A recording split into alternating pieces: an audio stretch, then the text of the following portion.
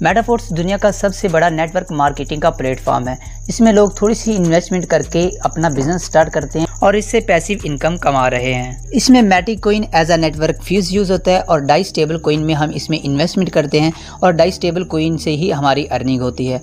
और इसके साथ साथ जब आप इसमें ज्वाइनिंग लेते हैं तो आपको SFC कॉइन दिया जाता है, जो कि मेटाफोर्स का स्टेबल कॉइन है जिसकी प्राइस $1 है। इसका सारा सिस्टम ऑटोमेटिक है। इसमें आप जो इन्वेस्टमेंट करते हैं वो भी ऑटोमेटिक ही हो जाती है और जो आपको मिलता है यानी कि जिसका विड्रॉवल लगाते हैं वो भी आपको ऑटोमेटिक ही आपके ट्रस्ट वैलेट के अंदर रिसीव हो जाता है। ये सारा सिस्टम स्मार्ट कॉन्ट्रैक्ट के ऊपर बेस करता है, ब्लॉकचेन टेक्नोलॉजी के ऊपर बेस करता है। इसमें किसी किस्म की विड्रॉवल रिक्वेस्ट लगाने की ज़रूरत नहीं पड़ती, यानी कि जो भी आपकी इन्वेस्टमेंट या जो भी आपकी अर्निंग होती है उसी टाइम आपके ट्रस्ट वैलेट के अंदर आपको रिसीव हो जाती है और जब आपका दिल चाहे आप इससे कैश आउट करवा सकते हैं। इसमें ज्वाइनिंग लेने के लिए क्लासिक के 12 लेवल दिए गए हैं। फर्स्ट लेवल $5 से स्टार्ट होता है और उसके बाद हर लेवल की प्राइस पहले लेवल से डबल होती है, यानी कि फर्स्ट स्लॉट की प्राइस अगर आपको $5 दी गई है तो सेकंड स्लॉट की प्राइस इसके में $10 होगा। ज्वाइनिंग लेने के लिए सबसे पहले आपके पास Trust Wallet, Token Pocket wallet या मेटामास्क कोई भी वैलेट आपके पास होना ज़रूरी है। उसके बाद आप इसमें ज्वाइनिंग कर सकते हैं। इसके अलावा आपके ट्रस्ट वैलेट के अंदर डाई स्टेबल कॉइन और मैटिक कॉइन होना ज़रूरी है, जो कि आप मुझसे बाय कर सकते हैं, किसी भी सेलर से बाय कर सकते हैं, बाइनेंस, OKX, किसी भी एक्सचेंज से बाय कर सकते हैं। और अगर हाँ आप मेरी टाइगर्स टीम में ज्वाइनिंग लेते हैं तो आपको प्रॉपर गाइड भी किया जाएगा, अगर ज्वाइनिंग में भी डिस्काउंट दिया जाएगा। इसके अलावा अगर आप लेवल अपग्रेड करते हैं तो भी आपको पैसिव कैशबैक बैक दिया जाएगा। अभी हम बात करते हैं कि इसमें वर्किंग किस तरीके से होती है। इसमें 2 तरीके हैं, एक तो आप वर्किंग करके भी इनकम कर सकते हैं, दूसरे आप नॉन वर्किंग से भी इनकम कर सकते हैं। वर्किंग इसमें टोटली नेटवर्क मार्केटिंग है, आपने लोगों को ज्वाइन करवाना है और आपकी इनकम होगी, लेकिन नॉन वर्किंग से आपको इनकम इसमें होती है। नॉन वर्किंग इनकम लेने के लिए आपने किसी अच्छी टीम के साथ ज्वाइन होना है, आपका अपलाइनर अच्छा होना चाहिए जो प्रॉपर गाइड भी कर सके और जो बंदों को ज्वाइन भी करवा रहा हो। तो जो नॉन वर्किंग इनकम है, नॉन वर्किंग इनकम आपकी टीम की वर्किंग से होती है और आपके अपलाइनर के वर्किंग से होती है। अगर आप नॉन वर्किंग इनकम करना चाहते हैं तो आपको S6 की स्लॉट बाय करनी पड़ेगी। आप फर्स्ट स्लॉट से भी ज्वाइनिंग ले सकते हैं और आप 5 स्लॉट से भी ज्वाइनिंग ले सकते हैं। अब हम बात कर लेते हैं वर्किंग की।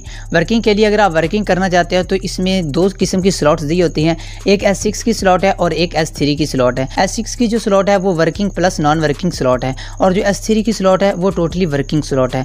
S6 की स्लॉट में आपको इनकम आपके अपलाइनर और आपके क्रॉस लाइनर से भी होती है और आपको डायरेक्ट रेफरल से भी होती है। और S3 की स्लॉट में आप जस्ट डायरेक्ट रेफरल करके ही इनकम कर सकते हैं, आपको आपके अपलाइनर और आपके क्रॉस लाइनर से इनकम नहीं होती है। अगर आप इसमें ज्वाइनिंग लेना चाहते हैं, फ़र्ज़ करें आप फर्स्ट स्लॉट से ज्वाइनिंग लेते हैं तो आपको फर्स्ट S6 का स्लॉट दिया जाएगा, यानी कि इसमें हर 2 S6 के स्लॉट के बाद एक S3 का स्लॉट आता है। फर्स्ट S6 का स्लॉट है, सेकंड S6 का स्लॉट है और जो 3 का मल्टीपल वाला है वो S3 का स्लॉट है, यानी कि थर्ड स्लॉट S3 का है, 6th स्लॉट S3 का है, 9th स्लॉट S3 का है और उसके बाद 12th स्लॉट S3 का है। अब हम बात करते हैं कि S6 का स्लॉट किस तरीके से काम करता है। अगर आपने S6 के स्लॉट में ज्वाइनिंग ले ली, उसके बाद आपने आगे वर्किंग स्टार्ट करनी है, तो जैसे आप फर्स्ट 2 बंदे ज्वाइन करवाते हैं उसका 100% आपके अपलाइनर को जाता है या आपके क्रॉस लाइनर को जाता है, उसका आपको कुछ भी नहीं मिलता है। उसके बाद जैसे आप 3rd, 4th, 5th बंदा ज्वाइन करवाते हैं उसका 100% आपको मिलता है, यानी कि फर्स्ट लेवल में अगर आप ज्वाइनिंग करवा रहे हैं तो आपको $15 उसी टाइम आपके ट्रस्ट वैलेट के अंदर मिल जाएंगे। उसके बाद जैसे आप 6th बंदे की ज्वाइनिंग करवाते हैं तो आपकी स्लॉट रिसाइकिल हो जाएगी, यानी कि दोबारा से नए सिरे से शुरू हो जाएगी। और अभी इसी तरीके से सेम तरीके से काम करता है S3 का स्लॉट।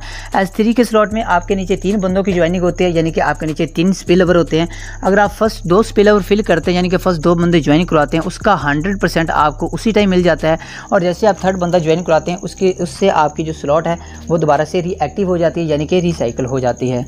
अगर आपके पास थोड़ी इन्वेस्टमेंट है तो आप इसमें 3rd स्लॉट से भी ज्वाइनिंग ले सकते हैं, लेकिन अगर उससे भी थोड़ी आपके पास इन्वेस्टमेंट है तो आप फर्स्ट लेवल से भी इसमें ज्वाइनिंग ले सकते हैं।